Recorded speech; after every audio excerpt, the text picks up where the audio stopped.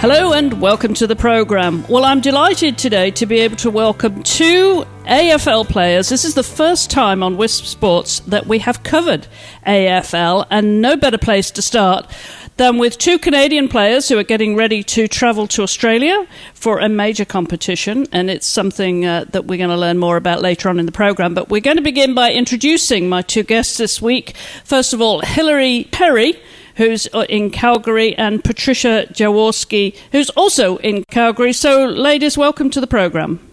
Thanks for having us. Thank you. I know that you're busy getting ready to leave very shortly for Melbourne for this competition, which is obviously very exciting for both of you. Now, I want to start, if I may, though, just by hearing a little bit from each of you as to your involvement with sport and how you got into AFL, because it's clearly a sport that's growing in popularity here. So why don't we start with you, Hilary, because I think you've been in the sport a little bit longer. Yeah, definitely.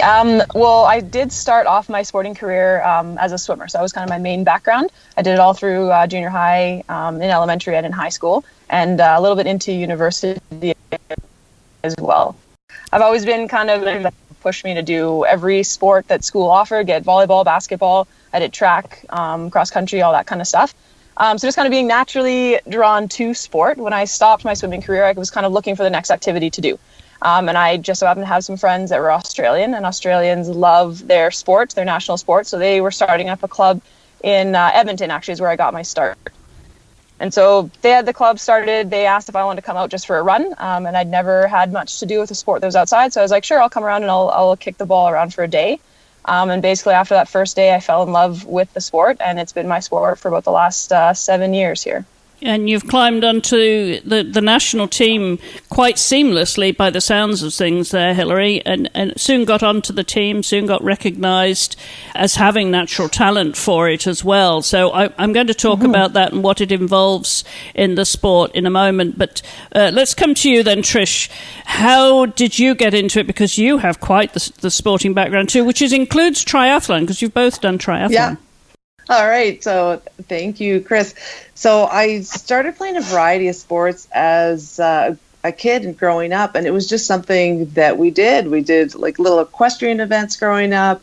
We played on our high school soccer team, volleyball team, any sport that I could get my hands on, I joined. And then in the latter years of high school, rugby was introduced at our high school, and I just took off with it being a bit of a stronger build, and then focused on rugby for the next number of years, where I focused and played at the college level, at the university level, at the provincial level, and then a little bit development national level.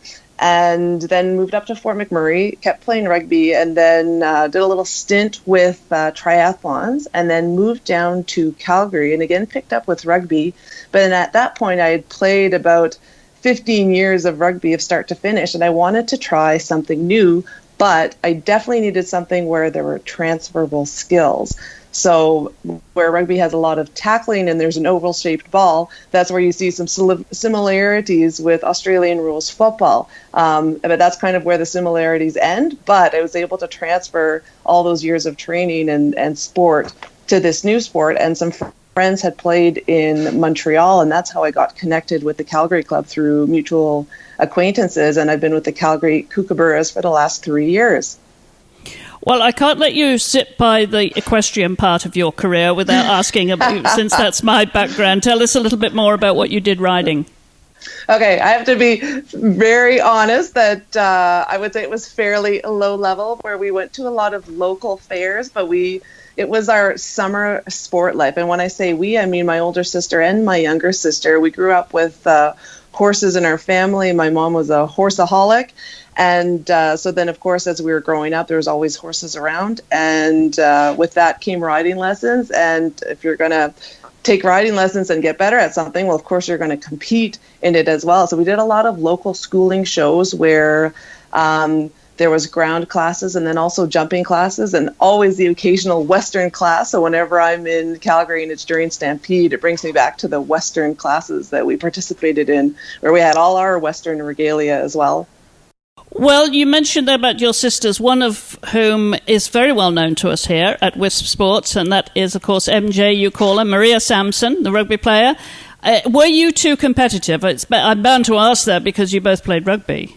Well, so the funny thing is, if we think about specifically our rugby careers, we rarely played together. It was one summer in Fort McMurray where we were on the same team, but other than that, we kind of overlapped at different stages, where Maria really focused on basketball when I was in my rugby ascension. And then as I stepped away from rugby and jumped into triathlons, that's where Maria really took off on the international stage. So it's been really neat to be able to support and encourage each other and not directly play against each other, because I don't think either of us would want to do that. Well, Hilary, I'm bound to ask you then if you had any siblings and sibling rivalry to deal with your athletic career at all. Kind of hard to not overlap in our sports. My sister, my whole swimming career, and we also played basketball together. And given the sport of swimming, and it is very individual, and we did seem to excel in the same events, there was a lot of times where we did compete against each other. The neat thing I think about my relationship with my sister is that there is that tendency for coaches and teammates to kind of pit you against each other. But because of the sport of swimming, it is very individualistic in a way as well, where you can focus on your own successes and times. So we had a pretty good balance as far as knowing that we wanted to do as best we could every single race, which meant that might leave the other person behind. But at the same time, them having success was a very big thing that we wanted. So we just grew up in a very cooperative family where, of course, we were competitive and we always wanted to win, but we didn't want to do it at the expense of demeaning someone so close to us, right? So we were pretty lucky in being able to balance that. Unfortunately enough, like, my sister excelled in swimming a little bit more than I did, and I excelled in basketball and kind of team sports a little bit more. So I kind of took off in basketball a little bit farther than my sister. And then when I got into AFL, my I guess aggression and strength in that way kind of helped me excel in that sport, while she really took off with running and triathlons as well. So we kind of found our own niche. Now, both of you have said that there was something about AFL that really appealed to you. Trish, you mentioned transferable skills. Hilary, you obviously were natural in it from the start. Since you have the most experience at it now, Hilary, maybe we could start with you. What you think those skills are that you need for the sport, that it might be different to rugby? Oh, yeah. Well, probably one of my favorite things about AFL is that it is so dynamic, and you can be an athlete from almost any sport and you can find your spot on the team. And me being like a phys ed teacher and really kind of focus on physical literacy and having just involvement in as much activity as possible, I love the sport because it is so accessible to any type of student I come across, any type of athlete I've come across. So for me, with a little bit of my basketball background, that was helpful for like hand-eye coordination. My fitness level from swimming was definitely very helpful because I was able to run around the field. And that maybe instead of skill in the beginning, I was just able to run, and that seemed fancy. But just kind of that determination, like in the sport, you have to be quite athletic. And so if you're slightly athletic, you can find your spot in there. Like we have rugby girls that are just very good at that defensive game because they can tackle and track a ball. We have that soccer girls that are very good at navigating themselves around the field and kind of attacking a little bit more offensively. So we do kind of find the funny part where you'll see certain players that excel in a certain position on the field, and sometimes we can kind of pinpoint what sport background they come from. And really, like, we have dancers that have done really well on the team. Again, swimming was my sport, so I went from flopping around in the water to trying to run around on land, and there's still a spot for me. But yeah, like that is the big thing I do love about the sport, and I think is what's going to help it grow and catch on, is that really you can be anywhere from any sport and you can find your spot. And it is so new that people don't have to feel intimidated, that people have been doing this career since they were 10 and they're incredibly more experienced, and you're trying to step in and new. So it's very, very welcoming in that way as well.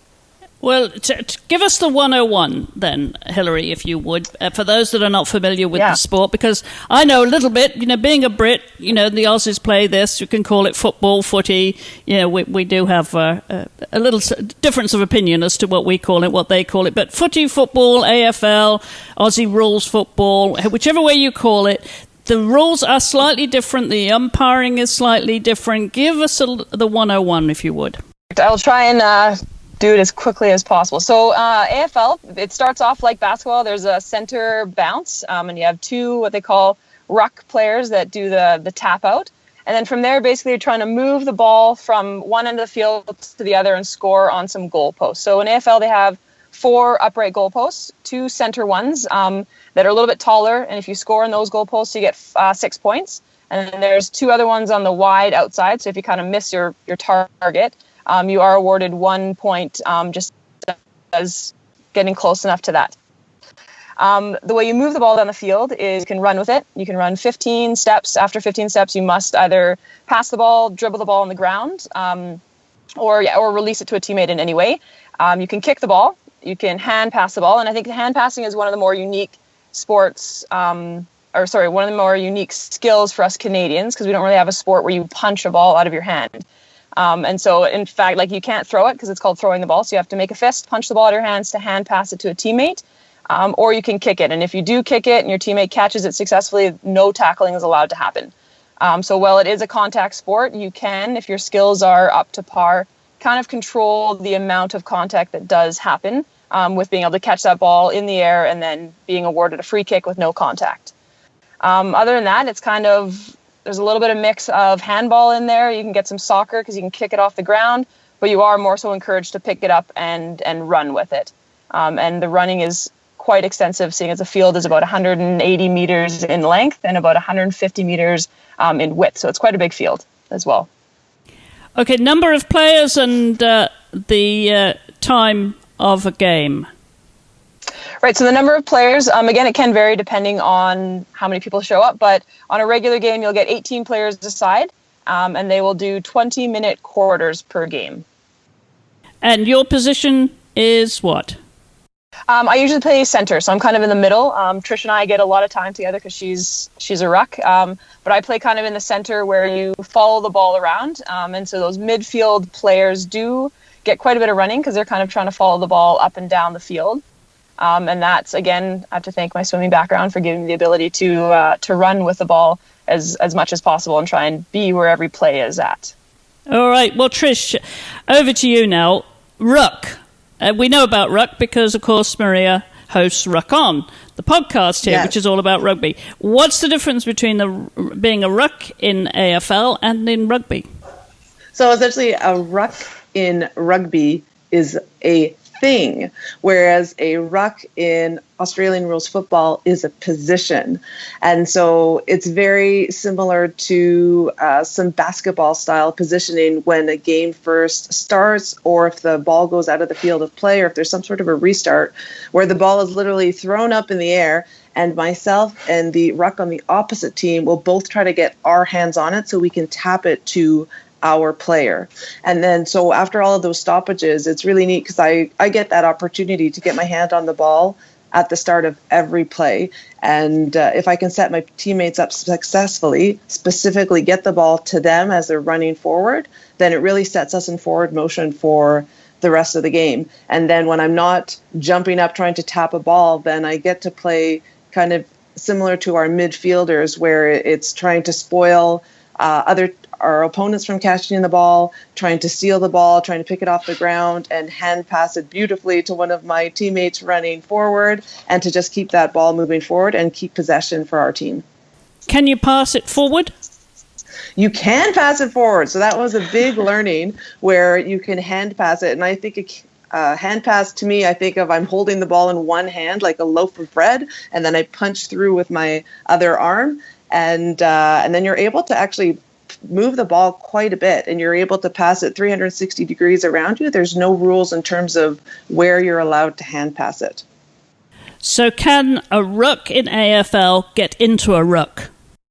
No, although when I first started out, I kind of wanted to make that happen. So there would be no rucking. Exactly. And you have been playing relatively recently. You're new to the sport then, Trish. Yep. What was it that appealed to you mostly? And it's markedly noticeable how quickly you got onto the national team. So tell us why what those skills were that you had that caught the attention of the national coach and got you onto the team as quickly as you did. Okay, so first answer, what are the things that attracted me to the sport? Is I mentioned some teammates in Montreal were just having a ball with it. They hooked me into the Calgary team, but one kind of like my secret wish was playing rugby for years and years. There's designated kickers, and I was never a designated kicker. There's probably two ladies that will be on a rugby team that will be kind of quote unquote allowed to kick, whereas on Australian rules football, everyone kicks and everyone gets to work on that skill. So it was such a neat thing to be able to develop the skill that I'd seen teammates doing for years and years and years in another sport, and finally I could be part of that. So that's kind of like my secret attraction to Australian rules football. And then in terms of getting noticed by national team coaches is I'm very lucky genetically in that I'm physically I'm a big person. I'm tall. I've got long limbs, so I just lend myself really well to that ruck position because I'm able to get over top of opposition. And also because of my years playing contact sports, it's not something that I shy away from. I actually really enjoy kind of contacting the other team, getting them out of the way, tackling and whatnot. So that was really a skill that I was able to bring with me, and I think that's what really helps me shine. And our national team coach is knows that our sport is developing and really selects players that have skills that are required right now, but also gives them the opportunity to develop those skills as they move through the sport. Okay, I'm going to ask you, being such a contact sport that it is, I mean, I've played contact sports. I've played cricket. Is not meant to be a contact sport, but I've managed to break my nose and various other parts. Is broken nose par for the course in AFL? Trish? Not yet. Fingers crossed. Okay, so what limbs have you managed to damage then in your short career? Just a few little tweaks and bumps here and there. So luckily, for the most part, just a couple of bruises. Okay, so let's go to the big event that's coming up then, because we've seen that it is a growing sport in Canada, and you were very successful, weren't you, Hilary, when you went down to Australia before with the team, and the International Cup is coming up again in just a couple of weeks. You're leaving very shortly, so I'm glad we've found time to catch up with you before you do leave. Tell us about this competition and why it's so important, Hilary. Yeah, well, it is the biggest tournament outside of Australia for Australian rules football. And the reason why it is so important is because it is quite this level of competition and this level of talent all in one area. So Australia is trying to promote their sport. They do host this tournament, and they invite countries to come and compete. And so for us as highly competitive athletes that kind of look for that next level, it's very important to have this ability to compete on a level where you're seeing new players. Some players, again, we only see them every 3 years when we go to this competition, and some we have never seen before. And so you get to have that level of competition that you're not always playing yourself. And again, it's good to see kind of where the sport is growing across the world and what the level is at in other countries. It was usually, if we were going to compete, it would be against the United States, and we do that almost once every year. And so this gives us a chance. Again, we're going to see about 7 other countries throughout this competition. So it kind of gives us a chance to focus in, see how the rest of the world is doing it, and just see how we compare. Let's talk about how you compare in terms of resources, Trish, for the Canadian team, because as we said, it's a growing sport. You did very well in this competition, the best overseas country outside of Australia in that International Cup last time round. Is that given Canada the boost that it needs, some funding perhaps? What are the resources and the opportunities to get into the sport and on the national team? I would say in terms of funding, there's a lot of self-funding that goes on, and even our national team coach does a lot of work in the background to secure us support. But for the most part, a lot of players are playing out of pocket to be able to participate.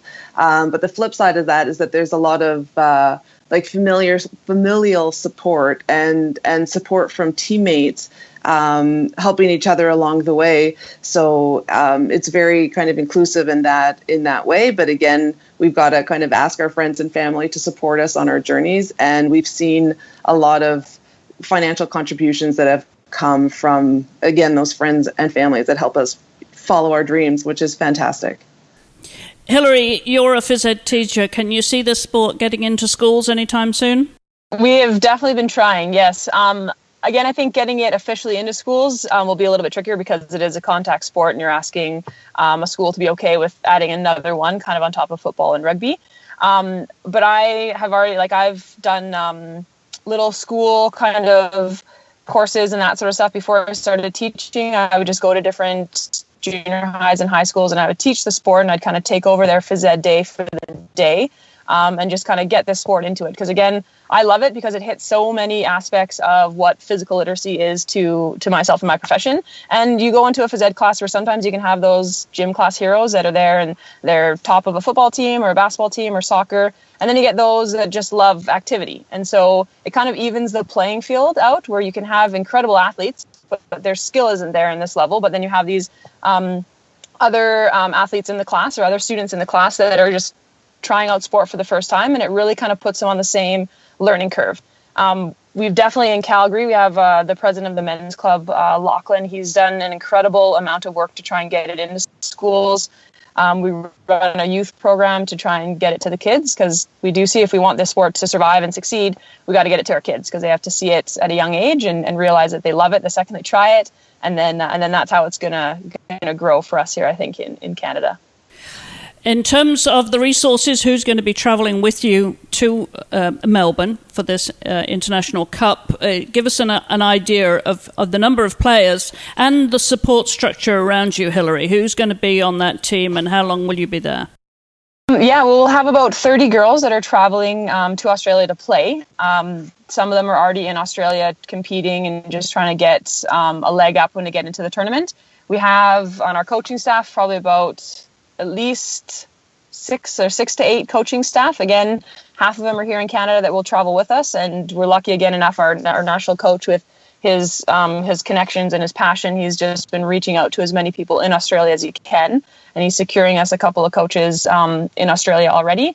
And then on top of that, again, I think out of our success and out of Canada's passion and their hard work and their heart, a lot of people have been really willing to jump on board and support us. We've had a lot of personal trainers, therapists, masseuse and all that who are just kind of willing to get involved because they do see a group of girls that are just kind of giving it their all. They love the sport, really well-natured, really welcoming, and just trying to do what they can in the sport, and they just have all kind of jumped on track, and they're helping us out. So we have quite a good support crew that will lead us and welcome us when we get into Australia. Ed, you were vice captain before. Have you been secured that position again this time? Yeah, fortunately enough, it was very humbling. We had a team vote, and I was voted in to be vice captain again. So I'm pretty excited and humbled to see what I can help our team accomplish this year. So Trish is the boss. Do you pay attention? I pay attention to Hilary. What are you most looking forward to about this trip and having the opportunity to take the game to its home country? So I'll take that one. I'm so excited to play at the highest level possible because I think it'll be really revealing. Like, we've had provincial competitions within Canada, but this is like that next step up, and I feel it's going to be quite a number of notches higher in terms of intensity and training and competition. And I think it's just going to be fantastic to see how we stack up against the best countries in the world. And as well, hopefully we get to catch some games so we can see live Australian rules football played in Australia by Australians, and we can kind of also absorb more skills even just by osmosis. And I understand you will have some family support down there too, Trish. Yeah, I've just been so blessed and lucky that my family is so supportive of all of our sportive endeavors, and I return the favor as well when my family is following their dreams. So I'll be able to have my mom down to come and watch, my older sister and her 3 kids, and then my sister Maria, who you've mentioned previously. And it's just so great to have fans on site, and it'll just give me that extra little bit of oomph. For sure. Hilary, who's on your team? I mean, personal, your family team. Well, I was actually fortunate enough the first time I did go to Australia to play in this International Cup. My sister and I played together. And so we kind of were able to go through that journey together, which was very nice. And I have a quite extensive family, and they all have their own little families going on. So Well, they won't be traveling with me in Australia. Last I see, they all kind of checked in. They watched the live feed of the championship game in 2014. And I got to walk off that field and go to my phone, and I had messages of play-by-play as the game went on of them cheering on certain things and giving encouraging words. And so back at home, it's definitely like, that's why I do it, right? You want to do it for the fun and for all those that support you. And it is kind of nice to be able to have that to look forward to and know that when it does kind of get down and dirty, you have your family there cheering you on. Okay. If I may just, sorry, Chris, go ahead, Trish. Okay, if I just may add that as per previous competitions where my family has been at, if there's any teammates listening, we always adopt the team. So we're happy to do so that everyone feels they have a little bit of family there. That's awesome. Okay, Vice Captain, what's the chances for Canada then? Can you do as well or better than last time? I'm very, very confident in the girls that I have playing with me. I mean, we have incredible athletes that are joining onto the team. We have some vets that every year, every season, they're just getting better and stronger. And our rookies this year, I mean, Trish is a testament to it. We're having higher and higher level of athletes, higher and higher level of expectation leading onto the team every year. And I do fully believe and stand behind my team this year that we are the strongest we have ever been. I know every team is growing just as much as we are, and they're trying to be the better team that they were from the year before. But I'm just always going to back my girls. I know that we're strong. I know we can do it. We've got the heart. We've got the drive. Just amazing, amazing human beings coming together for this tournament. And I'm gonna back our girls at the training and the effort and the time and the money and the tears and sweat and everything behind it is going to help us come out victorious no matter what. Okay, that's the International Cup, August 5th through the 19th in Melbourne. These two are going to be getting on that plane fairly shortly here. I want to know finally from you, Maria, what you're most looking forward to. Trish, let's try Trish. What you're most looking forward to, Trish, of this competition, on a personal level and in terms of your own career goals and what those realistically are now that you've adopted this sport.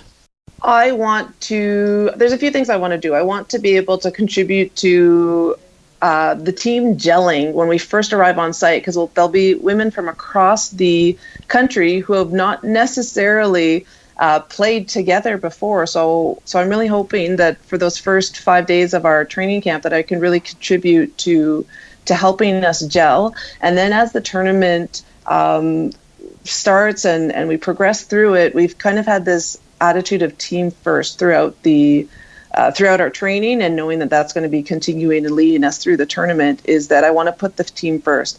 I obviously want to have the opportunity to play as much as possible, but I want to be in that position that helps the team excel overall, because I want the team to do well. I want to do well, but more than that, I want the team to do well. That's terrific spirit, Trish. Obviously, a valued member of the team, no doubt, and you're all going to have fun. Whichever way you do it, you're going to have fun. Got your family there to support you. Another go for you as vice captain there, Hilary. So I want to wish you the very, very best of luck, both of you. Thank you so much for coming on the program. Have a terrific trip. And will you come back and tell us how it all went when you get home? Yes, please. We'd love to. Okay, awesome. All right, well, we will share the love on social media. As always, we want to thank you again, both of you, very much indeed for coming on the program, and the very best of luck. Thank you so much. Thank you. And you can find links to Trish and Hilary's social media on the show notes at wispsports.com. And you can also follow us on social media at wispsports, or if you'd like to drop us a line, the address is info@wispsports.com. We always love to hear from you if you have any comments, questions or suggestions. And while you're on the website, be sure to sign up for our monthly newsletter. And with that comes a chance to win a Cheetah Sports bra. Until the next time, thank you for listening.